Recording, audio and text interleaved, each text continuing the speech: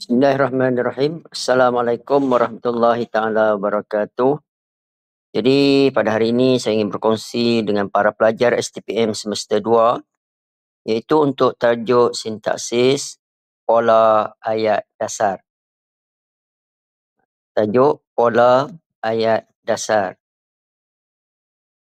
Okey, untuk perkara yang pertama berkenaan pola ayat dasar ialah definisi ayat dasar. Okey, apakah definisi ayat dasar? Ayat dasar ialah ayat yang terdiri daripada satu klausa. Juga dikenali sebagai ayat inti, ayat dasar, ayat yang menjadi asas pembentukan ayat terbitan. Itu ialah definisi ayat dasar. Baiklah, sekarang kita lihat jenis-jenis ayat dasar. Jenis-jenis ayat dasar. Ayat dasar meliputi yang pertama, ayat penyata. Yang kedua, ayat aktif. Dan yang ketiga, ayat bersusunan biasa. Ini adalah jenis-jenis ayat dasar. Yang pertama, ayat penyata. Contoh ayat, rumah tumpangan ada di sana. Rumah tumpangan ada di sana. Yang kedua, ayat aktif. Petani itu membina pondok.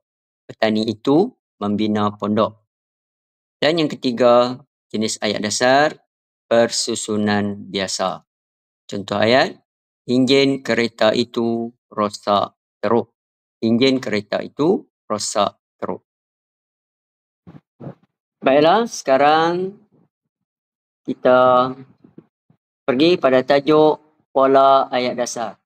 Pola ayat dasar. Untuk makluman para pelajar, terdapat 4 pola ayat dasar yang perlu dipahami oleh para pelajar.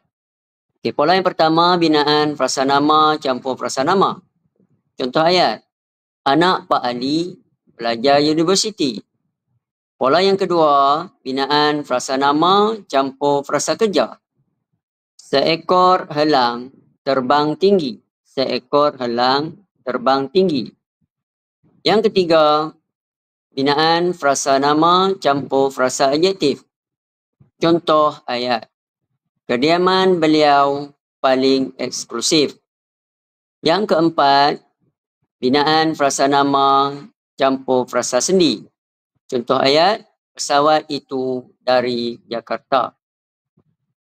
Bila itu terdapat 4 pola ayat dasar. Yang pertama, binaan frasa nama campur frasa nama. Yang kedua, binaan frasa nama campur frasa kerja. Yang ketiga, binaan frasa nama campur frasa adjektif. Yang keempat, binaan frasa nama campur frasa sendi. Dalam keempat-empat pola ayat dasar di atas, konstituen subjek diwakili oleh frasa nama. Baiklah, sekarang kita lihat persamaan dan perbezaan antara ayat tunggal dengan ayat dasar. Kita lihat dulu apakah persamaan ayat tunggal dengan ayat dasar. Persamaan dia, ayat tunggal dengan ayat dasar mempunyai satu klausa. Dan yang kedua, mempunyai satu subjek dan satu predikat. Itulah persamaan ayat tunggal dengan ayat dasar. Mempunyai satu klausa dan mempunyai satu subjek dan satu predikat. Manakala perbezaan ayat dasar dengan ayat tunggal ialah ayat dasar hanya boleh bersusunan biasa. Manakala ayat tunggal bersusunan biasa atau bersusunan songsang. Sebagai contoh, ayat dasar. Anak Pak Ali pergi ke sekolah. Ayat tunggal bersusunan songsang. Pergi ke sekolah anak Pak Ali. Itulah perbezaan dan persamaan antara ayat tunggal dengan ayat dasar. Sebagai kesimpulan, ayat tunggal meliputi pelbagai jenis ayat. Manakala ayat dasar hanya terdiri daripada ayat penyata, ayat aktif dan ayat susunan biasa.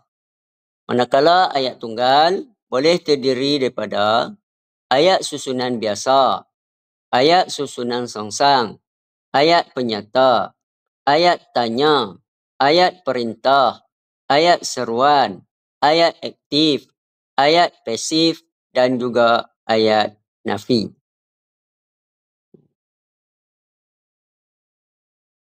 Semoga perkongsian saya yang sedikit ini memberi manfaat kepada para pelajar STPM semester 2, iaitu berkenaan dengan pola ayat dasar.